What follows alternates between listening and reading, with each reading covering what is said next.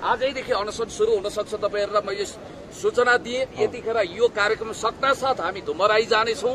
तपाईहरुलाई म खबर गर्दैछु, सायद हामी साथीहरु जम्मा भइसकेपछि त्यो अनसन सुरु गर्दैछौं। र म अर्को कुरा के भन्न चाहन्छु भने काठमाडौँ निजगढ फास्ट ट्र्याक तथा अन्तर्राष्ट्रिय विमानस्थल भनेको नेपालको अन्तर्राष्ट्रिय गौरवको आयोजना हो।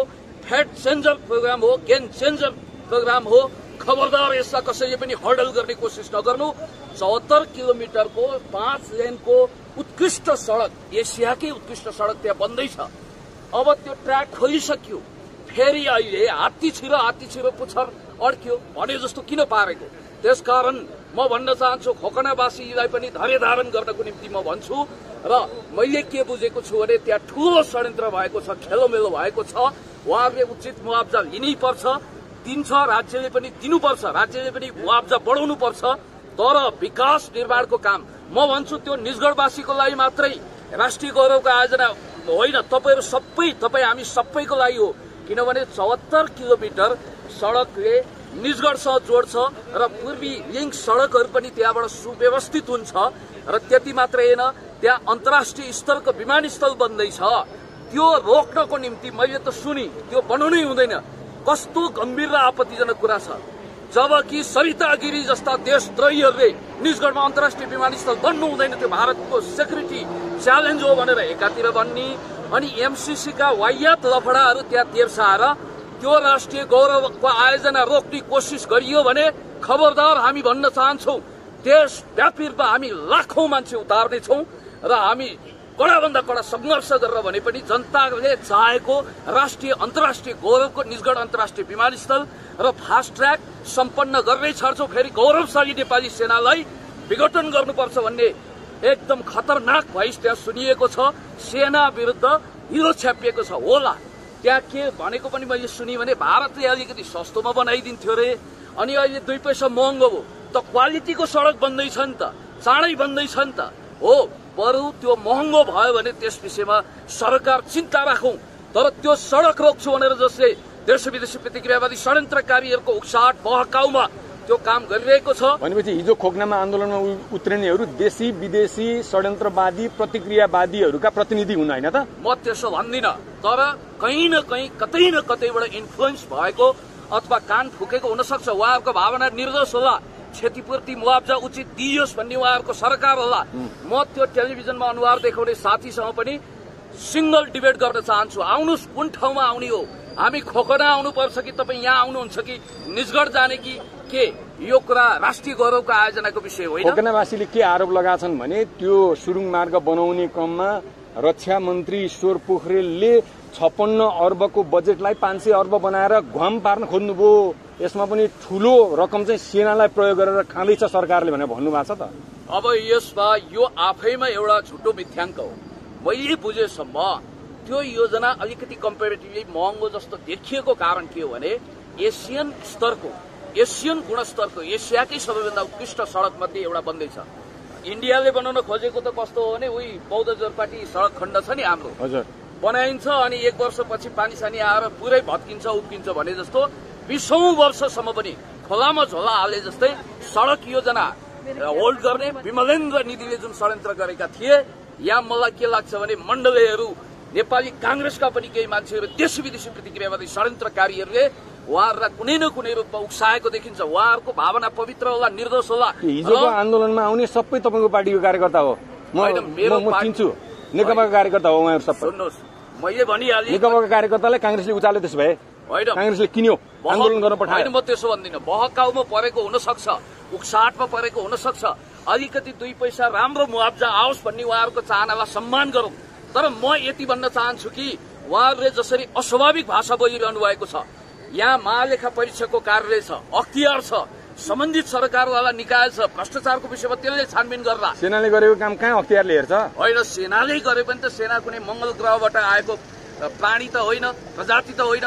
यो देशकै राष्ट्रिय ध्वजावाहक सेनालाई बदनाम गर्ने जुन कोसिस गरिएको छ, त्यहाँ स्पष्ट त के गन्धको आवाज हुन्छ भने मलाई त के लाग्यो भने कोलम्बियामा जोस म्यानुएल सान्तोसले विकास परियोजना अगाडि बढाउँदा त्यहाँका फार्क विद्रोहीहरूले पनि यति अवरोध गरेका थिएनन्, यमनमा हुथी विद्रोहीले पनि गरेका थिएनन् किन यस्तो गर्नुभयो? फेरि अर्को रहस्यमय कुरा के छ भने त्यो 0 किलोमिटरबाट जो सुरु भएको छ 0 पोइन्टबाट त्यो 0 पोइन्टमा आज आएर किन आन्दोलन भयो? हिजो किन भएन? हिजो यस्तो सरकार किन व्यक्त गरिएन? त्यसैले यो बुझ्नलाई झन्झन कठिन रहस्यमय फैलियो र म भन्न चाहन्छु विकास निर्माणको निम्ति राष्ट्रिय समृद्धिको लागि गौरवको लागि जुन परियोजना अगाडि बढाइएको छ ठिक छ, निजगढवासीले के सेक्रिफाइस गर्नुपर्छ, देशवासीले के सेक्रिफाइस गर्नुपर्छ, उहाँहरूलाई मुआवजा बढाउनु पर्यो। हामी तयार छौँ, उहाँहरूको लागि म साथ दिन तयार छु, हामी तयार छौँ। त्यसो हो भने अब हिजोको आन्दोलनमा तपाईँकै पार्टीका एक अध्यक्षको निर्देशनमा चाहिँ सरकारलाई कमजोर बनाउन गलाउनलाई परिचालन गरिएको आन्दोलन हो भनेर पनि विश्लेषण भएको छ नि। यो विश्लेषण भनेको गोयबल्सका खलातीहरूले चलाएको भगत स्याल हुइया सिवाय, चियाकपको तुफान सिवाय केही पनि होइन। खबरदार, हाम्रो पार्टीका श्रद्धेय अध्यक्ष अथवा हाम्रो पार्टीका जिम्मेवार नेतालाई कुनै पनि हालतमा मुस्ने काम नगरियोस्। र म भन्न चाहन्छु त्यहाँ कुनै पनि हिसाबले विकास योजनालाई हर्डल गर्ने गरी नेपालको राष्ट्रिय गौरव, तपाईँलाई थाहा छ 1 दशक यताको सबैभन्दा उत्कृष्ट राष्ट्रिय गौरवको आयोजना हो। अन्तर्राष्ट्रिय विमानस्थल बन्दैछ, फास्ट ट्र्याक बन्दैछ, तपाईँको लागि पनि हामी अवश्य सारा नेपालीको लागि हो, नेपालीलाई मात्र होइन विदेशीको लागि पनि हो। विदेशी पनि आयो भने त्यो बाटो प्रयोग गर्न पाउँछन्, छिटो काठमाडौँ आउन पाउँछन्। अन्तमा बताउनुहोस्, खोकनावासीको आन्दोलनप्रति पुण्य गौतमको सहमति हो कि विमति हो? खोकनावासीले उचित र आवश्यक मुआवजा पाउनुपर्छ। एकदम आवश्यक ढंगले उहाँहरूलाई छिटोभन्दा छिटो उहाँहरूले माग गरे अनुरूप नै मुआवजा दियोस्। उहाँहरूले आफ्नो खेतमा खेती गर्न पाउँ भन्नु भएको छ, खेती गर्न दिने कि नदिने? यस्तो हो, हेर्नुहोस्, अब हामी माओवादी जनयुद्धमा हिजो थियो, कम्युनिस्ट आन्दोलनमा लाग्ने अथवा नेपाली कांग्रेस हर किसिमको राजनीतिक मान्छेले के कुरामा विश्वास गर्छन् भने कुनै पनि चिजलाई पुरानोलाई भत्काएर नयाँ संरचना तयार गर्नुपर्छ भन्ने बित्तिकै उहाँहरूको खेतीको काममा अवरोध भयो। त्यसमा हामीलाई दुःख छ, किनभने अन्तर्राष्ट्रिय स्तरको परियोजना बन्दैछ। यो कुरा त पहिला उहाँहरूलाई थाहा थियो नि त, उहाँहरूले किन हर्डल गरेको? हिजो चाहिँ उहाँहरू कुम्भकर्ण निन्द्रा सुत्ते।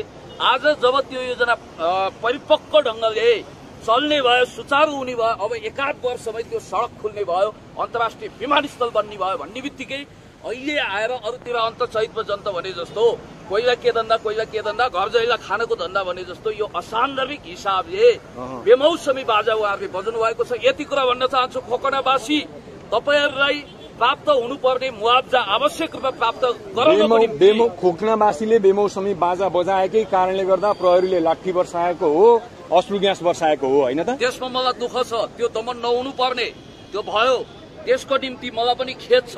म उहाँहरूको घाउ चोटमा मलम लागोस्, त्यस्तो नहोस् भन्ने चाहन्छु र खोकनावासीलाई उचित मुआवजा प्राप्त होस्। खोकनावासीलाई उक्साउने भड्काउने काम कतैबाट नगरियोस्।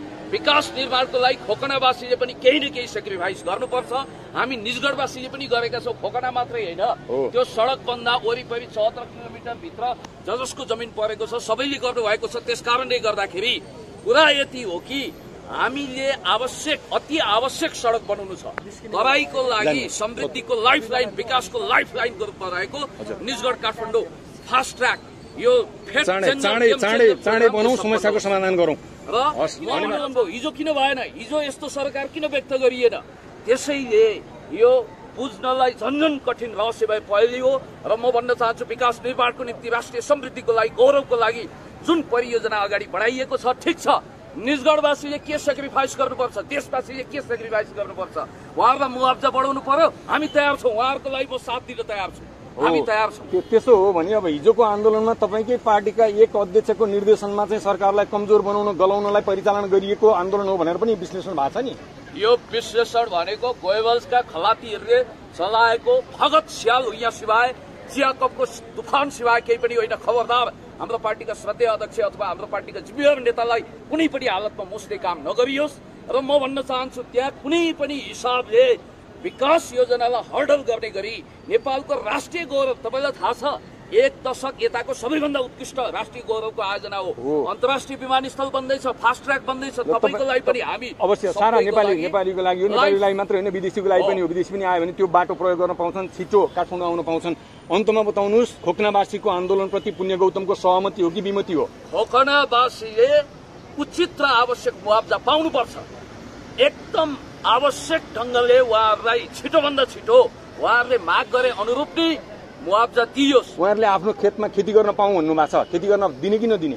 यस्तो हो, हेर्नुहोस्, अब हामी माओवादी जनयुद्धमा हिजो थियो, कम्युनिस्ट आन्दोलनमा लाग्ने अथवा नेपाली कांग्रेस हर किसिमको राजनीतिक मान्छेले के कुरामा विश्वास गर्छन् भने कुनै पनि चिजलाई पुरानोलाई भत्काएर नयाँ संरचना तयार गर्नुपर्छ भन्ने बित्तिकै उहाँहरूको खेतीको काममा अवरोध भयो। त्यसमा हामीलाई दुःख छ, किनभने अन्तर्राष्ट्रिय स्तरको परियोजना बन्दैछ। यो कुरा त पहिला उहाँहरूलाई थाहा थियो नि त। उहाँहरूले किन हर्डल गरेको?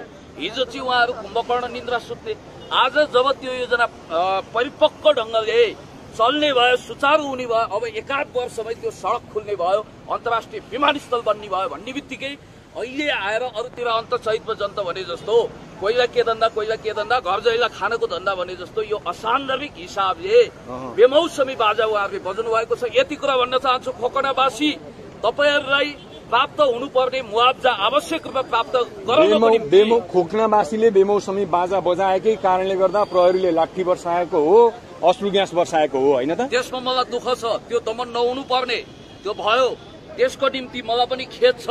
म उहाँहरूको घाउ चोटमा मलम लागोस्, त्यस्तो नहोस् भन्ने चाहन्छु र खोकनावासीलाई उचित मुआवजा प्राप्त होस्। खोकनावासीलाई उक्साउने भड्काउने काम कतैबाट नगरियोस्। विकास निर्माणको लागि खोकनावासीले पनि केही न केही सेक्रिफाइस गर्नुपर्छ। हामी निजगढवासीले पनि गरेका छौँ। खोकना मात्रै होइन, त्यो सडक बन्दा वरिपरि 74 किलोमिटर भित्र जसको जमिन परेको छ सबैले गर्नुभएको छ। त्यसकारणले गर्दाखेरि कुरा यति हो कि हामीले अति आवश्यक सडक बनाउनु छ। तराईको लागि समृद्धिको लाइफलाइन, विकासको लाइफलाइनको रूपमा रहेको निजगढ काठमाडौँ फास्ट ट्र्याक यो चाँडै बनाऊ, समस्याको समाधान गरौँ र म भन्न चाहन्छु